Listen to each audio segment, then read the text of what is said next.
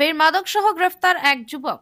নকশালবাড়ির লালুজি জ্যোতি গোপন সূত্রে খবর পেয়ে অভিযান চালিয়ে 5 গ্রাম ব্রাউন সুগার, 5 কেজি 322 গ্রাম গাঁজা ও নগদ 2860 টাকা উদ্ধার করে পুলিশ।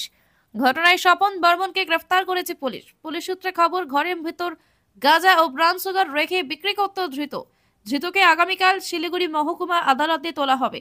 ধৃতের সঙ্গে আরও কারা জড়িত তার তদন্তে নেমেছে নকশালবাড়ি থানার পুলিশ। গতকাল ব্রাউন সুগার কিনতে এসে এক যুবককে গ্রেফতার করেছিল পুলিশ।